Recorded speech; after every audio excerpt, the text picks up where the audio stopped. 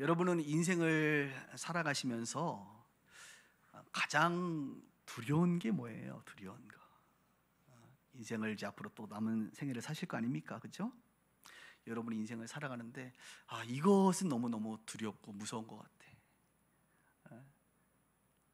일부 예배를 끝나고 나서 우리 아내하고 딸이 그러더라고요. 우리 아빠는 고소공포증이 가장 무섭다 이런 얘기를 하더라고요. 저는 정말 고소공포증이 너무너무 심한 사람인데 저는 여행에서 전망대 가는 걸 제일 싫어해요. 특히 바닥이 이렇게 투명한 거는 정말 화가 납니다. 저는 아주 고소공포증이 심한 사람인데, 여러분은 인생에 가장 무서운 게 뭐예요?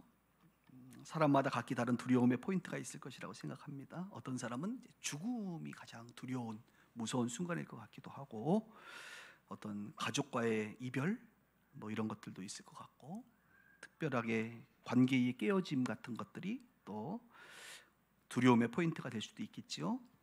아니면 건강이 갑자기 망가진다든지 암이 걸린다든지 이런 것들도 있을 것이고, 노후가 걱정되시는 분들도 있을 거고, 또 재정적인 경제적인 부분도 있을 겁니다. 어떤 분들에게는 내가 평생을 수고했던 어떤 일에 대한 실패를 굉장히 무서워하고 두려워할 수도 있고, 또 어떤 분들은 홀로 된다는 것이 굉장히 두렵지 않을까 이런 생각을 하게 됩니다. 그래서 연세가 많으신 분들은 남편이든 아내든 내가 먼저 죽었으면 좋겠다라고 얘기하시는 분들 중에 홀로 내가 남는 것에 대한 두려움이 그분들에게 있는 것을 제가 종종 보게 돼요. 여러분, 어떤 것이 여러분들을 가장 무섭게 하고 두렵게 합니까? 누군가 저에게 이런 질문을 한다면 저는 어느 지점에서 내가 두려움을 느낄까 많이 생각을 해봤는데, 죽음은 아닌 것 같고, 이별, 홀로됨, 그것도 슬프겠지만 그것도 아닌 것 같고, 건강이나 재정은 아닌 것 같아요. 제가 가장 두려운 것은 뭐냐면, 특히 좀 목사이기 때문에 그런 것도 있는 것 같아요. 목사로 살아가면서 목사를 계속 해야 되는데, 이 목회를 계속 해야 되는 상황, 그리고 하나님께서 계속 하라고 하시는데 그것을 놓을 수가 없는 상황 속에서 하나님의 영광이 떠나버리는 것이 저는 가장 무서워요. 그냥 그만두면 괜찮을 것 같은데 그만두지도 못하는 상황 속에서 매주 설교를 해야 되고, 찬양을 해야 되고, 기도를 해야 되고, 경건의 모양은 있는데 경건의 능력은 없고, 예배하고 기도할 때 하나님의 임재가 전혀 느껴지지 않고, 말씀을 전해도 은혜가 안 되고, 그죠? 사람의 삶에 변화가 일어나지 않은, 그러니까 내가 알잖아요. 내 안에 하나님의 영이 마치 떠나신 것 같은 그런 그 상태가 되면 저는 그게 제일 무서운 것 같아요. 계속 목회를 해야 돼. 그 상황에서 이것이 가장 괴롭고 저는 무서운 것 같습니다. 그리고 두 번째는 고소공포증입니다. 제가 왜 이런 이야기를 하냐면, 오늘 본문에 보면 하나님의 영광이 떠나버린 그런 인생들에 대해서 말해주고 있기 때문에 그래요. 도대체 무슨 일이 있었기에 하나님의 영광이 하나님의 백성에게서 떠났는가?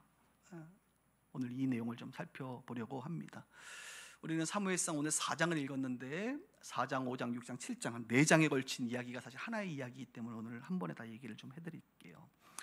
한 번은 블레셋 군대가 이스라엘을 쳐들어옵니다. 그래서 성읍들을 하나씩 이제 점령해 나가기 시작하는데 전쟁이 일어난 것이죠. 이스라엘 군사들과 이제 싸움을 했는데 안타깝게도 이스라엘 군사 4,000명이 사망을 하게 되는 일이 있었습니다.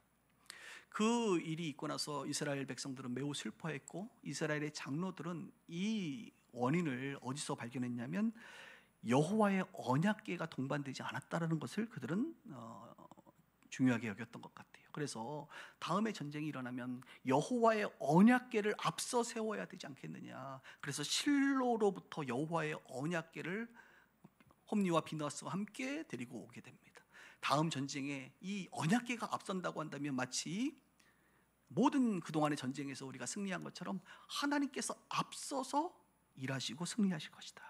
왜냐하면 언약궤는 지성소에 보관된 하나님의 임재와 실제를 상징적으로 나타내는 성물이기 때문에 그래요. 그러니까 하나님께서 이스라엘의 중심에 늘 이 지성소에 계셨기 때문에, 그리고 이스라엘 백성들을 돌보고 이스라엘 백성들을 보호해 주셨기 때문에 전쟁을 수행할 때 이 언약궤가 앞서 나갈 때마다 하나님께서는 그렇죠? 늘 전쟁에서 승리케 하셨기 때문에 너희들이 언약궤를 앞서 세우면 된다, 이렇게 그들은 생각을 해서 언약궤를 데리고 가지고 옵니다. 언약궤가 전쟁 그 진영으로 들어오기 시작하니까 막 큰 소리가 나지요. 이스라엘 백성들이 막 환호를 하게 됩니다. 그러면서 그들은 말합니다. 이제 우리가 승리할 수 있다, 우리가 이길 수 있다, 이렇게 막 외치기 시작하는 거예요. 그런데 그 소식이 누구에게 들려집니까? 블레셋 군대에게 들려지기 시작합니다. 블레셋 군대들이 그 얘기를 듣고 너무 두려워 떠는 거예요. 어찌 보면 블레셋 군대들이 더 믿음이 좋은 것 같아. 막 두려워 떨어. 뭐라고 말하느냐? 신이 진영에 들어왔다, 우리는 화로다, 이렇게 말해요. 화로다. 저 신이 애굽을 이기고 광야에서 수많은 전투들을 이기고 가나안을 점령한 그 신이 아니겠느냐, 이제 우리는 큰일 났다, 이렇게 그들은 고백을 하고 있는 것입니다. 그 이야기를 들었던 블레셋 장군들이 이 동요되는 블레셋 군인들을 만류하고 그들에게 힘을 줍니다. 강하고 담대해라. 다시 전쟁이 일어납니다. 어떻게 됐을 것 같아요, 여러분? 누가 이겼죠? 예, 블레셋이 또 이겼습니다. 이번에는 사륙이 있었는데 심히 커서 이스라엘 보병이 3만 명이 사망을 하게 됩니다. 더 중요한 것은 언약궤가 블레셋에게 빼앗기게 됩니다. 홈리와 비느하스도 사망하게 되고, 나중에 이 소식을 듣게 되는 엘리 제사장이 자기 아들들이 죽은 이야기와 언약궤가 빼앗겼다는 이야기를 듣고 놀래서 의자에서 자빠졌는데 목이 부러져 엘리 제사장도 사망하게 됩니다. 엘리 제사장의 며느리인 비느하스의 아내가 이제 출산을 할 때가 됐는데, 이 소식을 듣고 너무너무 힘들었는지 이제 출산을 하면서 정말 이제 결국 아이를 낳고 죽게 되는데요. 이 아이를 낳는데 이 아이가 아들이 태어난 거예요. 다행히. 그러니까 이제 그래도 남편이 죽었는데 아들이 태어났으니까 계보를 이을 거 아닙니까? 그죠? 그래서 주변의 사람들이 그래도 위로한다고 아들이다, 아들이다 그랬더니 이 여인이 뭐라고 얘기합니까? 그 아이의 이름을 이가봇이라고 지어줘라. 이가봇. 이라고 하는 것은 없다, 가봇은 영광이라는 것인데 영예 이런 것들인데요. 그러니까 하나님의 영광이 없다, 다른 말로 하나님의 영광이 떠나버렸다라고 말하면서 그는 자기의 남편과 시아버지의 죽음뿐만 아니라 언약궤가 빼앗긴 것을 보면서 이제 언약궤 하나님의 실제 임재가 블레셋으로 넘어갔으니 하나님의 영광이 이스라엘에게서 떠났다라고 하는 의미로 이가봇이라고 짓고 슬퍼하고 죽게 됩니다. 여러분, 오늘 이 이야기 속에서 좀 의문이 들지 않습니까? 의문? 아니, 언약궤가 전쟁의 맨 앞에 섰는데 왜 이스라엘 백성들은 졌을까? 이것에 대해서 여러분 궁금하지 않으세요? 저도 많이 궁금했습니다. 그런데 제가 아는 것과 신학자들이 말한 것은 역시 다행히 같은 의견을 내고 있습니다. 우리는 이렇게 생각할 수 있죠. 어찌하여 언약궤를 앞서 전쟁에 수행했는데 이스라엘이 패하게 되었는가? 전쟁은 여호와에게 속한 것이 아니었던가? 언약궤는 하나님의 임재요 실존을 상징하는 것이 아니었는가? 당연히 언약궤가 앞서 나가면 하나님이 앞서서 일하시게 되고 전쟁은 승리했어야 되는데 왜 졌는가? 혹시 하나님께서 언약궤로부터 이제는 벗어나시고 떠나신 것은 아닌가? 그것은 실존적인 도구가 아니라 그냥 폐기되어야 될 성물은 아니었던가라고 우리는 생각해 볼 수 있다 이것입니다. 그런데 여러분, 언약궤는 여전히 하나님의 임재와 실존을 상징합니다. 왜냐하면 이제 5장을 넘어가기 시작하면 5장에 이 블레셋 군대들이 이 언약궤를 어디다가 둡니까? 자신들이 섬기던 다곤의 신전에 둬요. 다곤의 신전에. 그런데 그 다음날 일어나니까 다곤의 신전을 가봤더니 어떤 일이 벌어지죠? 언약궤 옆에 있는 다곤의 신이 쓰러져서 머리를 땅에 쳐박고 있는 거예요. 이것을 보고 블레셋 사람들이 너무 놀래가지고 신을 다시 똑바로 세워놨고, 그 다음날 가봤더니 어떻게 되냐? 또 역시 다곤의 신이 머리를 쳐박고 목이 잘려서 머리는 절로 가 있고 손목이 다 잘려져 있는 거예요. 이게 언약궤, 하나님의 임재가 심판을 한 것으로 보이는 것이죠. 그래서 그들이 놀래가지고 이 언약궤를 어디로 옮기느냐, 이제 아스돗이라고 하는 곳으로 옮기는데, 옮길 때마다, 그 지역을 옮길 때마다 어떤 일이 벌어지냐, 하나님의 심판이 임하는 것입니다. 독한 종기로 말미암아 그들이 사망하는 일들이 있고 질병으로 힘들어지기 시작하는 거예요. 그래서 옮기다 못해 다들 우리 동네는 안 된다는 거예요. 우리 지역은 안 된다는 거예요. 오면 다 종기가 임하고 막 심판이 임하니까. 그래서 5장이 그런 이야기고 6장으로 넘어가면 그들이 이 블레셋 군대가 이 언약궤를 다시 이스라엘로 보내버립니다. 그게 6장의 이야기예요. 그리고 이스라엘로 이 언약궤가 이제 오게 되고요. 그곳에 무려 20년 동안 어느 한 지역에 머물게 되는데요. 그 머무는 지역 중에 또 우리가 나중에 보면 알겠지만 오베데돔의 집도 있습니다. 오베데돔의 집에 갔을 때는 이 언약궤로 인하여 온 집이 복을 받게 됩니다. 그러니까 하나님께서 축복하신 것이죠. 그러니까 블레셋 지역에서는 하나님께서 심판과 저주를 했다고 한다면 이스라엘의 지역으로 왔을 때는 하나님께서 그것을 모시고 있는 그 집을 놀랍게 축복하신 거예요. 여러분, 이 이야기 속에서 우리는 무엇을 발견합니까? 여전히 하나님은 언약궤에 임재하시고 실존하셔서 역사하시는 분이시라고 하는 사실이에요. 그럼 더 헷갈리죠. 아니, 그런 언약궤였는데 그 언약궤가 전쟁에 앞서 나갔는데 어찌 이스라엘 백성들은 실패할 수밖에 없었던가? 전쟁에서 패할 수밖에 없었던가라고 하는 것이 더 우리는 고민이 되지 않을 수가 없습니다. 궁금하세요? 예. 결론은 이거예요. 결론은 뭐냐? 이스라엘 백성들은 하나님만 섬기지 않고, 하나님을 섬기지 않고, 그 당시에는 엘리 제사장부터 시작해서 그의 아들들과 온 이스라엘 백성들이 사실은 하나님을 섬기지 않았고 오히려 이방 신들을 섬겼어요. 그들의 삶은 이방 신을 섬기면서 지금 이 전쟁에서 너무나도 다급하니까 누구를 끌어들이는 겁니까? 하나님을 끌어들이는 거예요. 언약궤를 끌어들이는 거예요.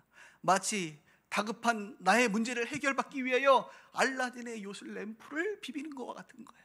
그래서 지니가 나타나서 이것 좀 해결해 줘라 라고 말하면 해결해 줄 줄 알고, 어느 학자는 이렇게 말합니다. 이것을 한국적인 표현으로 얘기하면 부적을 갖고 오는 것과 같다. 마치 이 전쟁에서 승리하기 위해서 부적 하나를 갖고 와서 앞서 세우는 것과 같다. 이것은 기복신앙적인 가장 전형적인 모습이 보여지는 것이다. 이렇게 말을 하고 있는 거죠. 저는 이 부분에 상당 부분 동의를 하면서 맞다.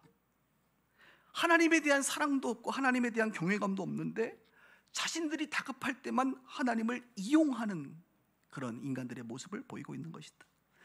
언약궤 자체의 능력이 없는 것이 아니라, 언약궤 자체의 능력이 아니라 여러분, 진정한 능력은 무엇입니까? 하나님에게 능력이 있는 건데, 하나님은 저버리고 언약궤만 잡고 있는 그들의 모습, 본질은 잃어버리고 껍데기만 가지고 나와 있는 그들의 모습을 하나님께서 아시고 의도적으로 하나님께서는 역사하지 않으신 것이다. 자신들이 필요할 때만 꺼내 쓰는 언약궤, 자신이 필요한 때만 꺼내 쓰는 요술 램프, 그 이상도 그 이하도 아닌 하나님을 대하는 그들의 모습을 보게 된다는 것이죠. 저는 이 모습을 보면서 한국 교회 이 시대의 성도들의 모습 속에 이런 부분들이 있다고 생각합니다. 하나님을 필요할 때만 꺼내 쓰는 언약궤로 취급하고 있다는 것이죠. 내가 필요할 때만 꺼내서 비비는, 기도하는 요술 램프로 여기는 사람들이 있다 이것이죠. 우리의 신앙, 우리의 기도가 누구를 위한 것이냐? 나를 위한 것이고 나의 필요를 채우기 위한 하나의 신앙생활이 되고 있다 이것입니다. 하나님에 대한 경외감이라든지 그분을 향한 사랑이라든지 그분을 섬기는 모습은 없고 하나님이 나를 섬겨주시기를 원하는 모습만 있다 이것입니다. 내가 하나님을 섬기는 것이 아니라 하나님이 나를 섬겨주셔야 될 대상으로만 여기고, 하나님의 나라를 위한 그 필요를 내가 채우기보다 나의 필요를 온전히 채워야만 하는 그 하나님 언약궤로서의 하나님을 요구하고 있다 이것입니다. 교회를 향해서도 내가 교회를 섬기는 것이 아니라 교회가 나를 위하여 섬겨줘야 되는 그런 집단으로 여긴다 이것이죠. 이런 한국교회 성도들의 모습 속에 하나님을 섬기지 않고 다른 것을 예배하고 우상을 섬기고 있으면서 하나님을 끌어들여 나의 인생에 필요할 때만 요구하고 있는 그런 모습이 우리 안에 있지는 않은가 돌아봐야 된다고 저는 생각을 합니다. 이토록 하나님의 영광이 떠나버렸습니다. 그들의 인생의 이가봇 하나님의 영광이 사라져버렸습니다. 그러면 여러분 더 이상 이제 그들에겐 소망이 없습니까? 소망은 이제 없는 것입니까? 이렇게 그들은 끝나버린 겁니까? 그렇지가 않습니다. 그렇지가 않아요. 성경은 늘 끝난 것 같지만 끝나지 않는다는 것입니다. 역전의 기회가 있다는 것입니다. 우리의 태도에 따라 하나님은 인격적이시기 때문에 우리가 어떤 태도를 갖느냐에 따라 하나님은 여전히 인격적으로 반응하시는 분이시라는 사실입니다. 사무엘상 이제 6장에 언약궤가 들어오고 나서 7장이 되면 20년의 시간이 이제 지나게 되는데요. 20년의 시간이 지나 한 명이 등장하죠. 누굽니까? 사무엘입니다. 엘리는 죽고 이제 사무엘이 다스리는 시대가 되어버렸습니다. 사무엘이 다스릴 때에 했던 가장 중요한 첫 번째 사역이 뭔지 아십니까? 미스바 회개운동입니다. 따라합시다. 미스바. 미스긴 말고요. 미스리 말고 미스바 회개운동이라고 아주 유명해요. 그래서 뭐 한국 교회도 뭐 이렇게 금식기도 하고 하루 집회할 때 항상 미스바 무슨 뭐 광장으로 모여라 이런 표현들 많이 써요. 그래서 사무엘이 미스바라는 곳에 이스라엘 백성들을 다 불러 모아가지고 이제 회개운동을 하는 거예요. 회개운동. 뭐라고 말하느냐 이렇게 말해요. 너희가 전심으로 여호와께로 돌아오려거든 이방 신들을 제거하고 여호와만 섬겨라. 그 말은 이방 신들을 많이 섬겼다 이거예요. 너희들 하나님께로 돌아오기를 원하느냐? 하나님의 영광이 임하기를 원하느냐? 이 블레셋의 이 전투와 고통에서부터 벗어나기를 원하느냐? 그렇다고 한다면 이제 이방 신들을 다 버리고 여호와만 섬겨라. 여호와만 섬겨라. 두 번을 외치게 됩니다. 그렇게 해서 미스바에 모여 종일 동안 금식을 하고 기도하면서 사무엘이 온전한 번제를 하나님 앞에 올려드립니다. 그리고 성경은 이렇게 말합니다. 하나님께서 그 번제를 받으시고 이제 여호와께서 응답하셨더라. 뭐 했다고요? 응답하셨다. 응답했다는 건 뭐예요? 그들의 인생에 관여하시기 시작했다는 거예요. 이가봇 영광이 떠났는데 다시 돌아왔다는 것입니다. 그리고 나서 블레셋이 또 공격을 합니다. 또 다른 성읍을 차지하기 위해서 달려옵니다. 어떻게 됐을까요? 그 결과 그날에 하나님께서 큰 우레를 발하여 그들을 어지럽게 한 후에 그들을 블레셋을 패하게 하십니다. 이제 이스라엘이 승리를 하게 합니다. 성경은 이렇게 말하죠. 여호와께서 우리를 도우셨다 하고 그 이름을 에벤에셀이라 하니라. 에벤에셀 들어보셨어요? 에벤에셀, 신혼 에벤에셀 옷 브랜드 아니야? 예, 맞아요. 우리는 그거밖에 기억이 안 나는데 에벤에셀. 오늘 두 가지 어려운 단어 배웠어요. 이가봇, 에벤에셀. 에벤에셀이란 건 하나님이 우리를 도우셨다. 우리의 도움이신 하나님, 에벤에셀의 하나님이라는 뜻이에요. 성경 계속 말해 여호와의 손이 사무엘이 사는 날 동안에 블레셋을 막았고 빼앗겼던 성읍을 모두 되찾았다.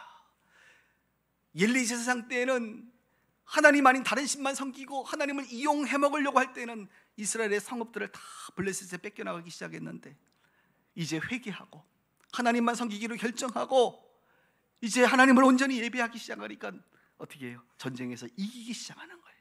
빼앗겼던 성읍을 다시 되찾기 시작하는 거예요. 그런데 여러분 놀라운 사실이 있습니다.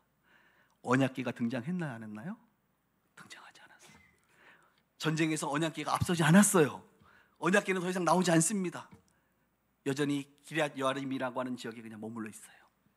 그럼에도 불구하고 하나님은 일하기 시작하십니다. 하나님은 일하세요. 언약궤와 상관없이 하나님께서 그 영광 가운데 그들에게 임하여 주십니다. 언약궤가 없어도 하나님께서 도우시기로 작성하시면 도우신다는 것을 말해주는 것이죠. 언약궤가 있고 없고가 중요한 것이 아니라 그들의 마음이 하나님을 향하고 있느냐가 중요한 것이, 하나님만을 섬기고 있느냐가 중요한 것이. 하나님은 그 본질을 아시는 거예요. 우리 하나님은 언제나 본질을 보세요. 우리 하나님은 언제나 사람들의 마음의 심령을 보세요. 껍데기를 보시는 분이 아니시고 본질을 보신단 말입니다. 오늘 성경은 우리에게 아주 중요한 영적인 원리, 특별히 하나님과의 관계에 대해서 말해주고 있지 않습니까? 여러분들은 하나님을 어떻게 이해하고 계십니까? 여러분은 하나님을 어떻게 대하고 계십니까? 둘 중에 어디세요? 나를 위한 하나님이십니까? 하나님을 위한 나입니까? 말이 어렵죠? 나를 위한 하나님으로 대하세요? 나만을 위하여 나의 필요를 채워주고 내가 언제든지 필요할 때마다, 구할 때마다, 간구할 때마다 반드시 들어주셔야만 하는 그 하나님으로만 대하고 계십니까? 알라딘의 요술 램프처럼 내가 비빌 때마다 나타나셔서 내가 원하는 것들을 다 채워주셔야 하는 그 하나님으로만 여기고 계십니까? 오늘 예배 드리잖아요. 내가 시간을 냅니다. 재정을 헌금을 합니다.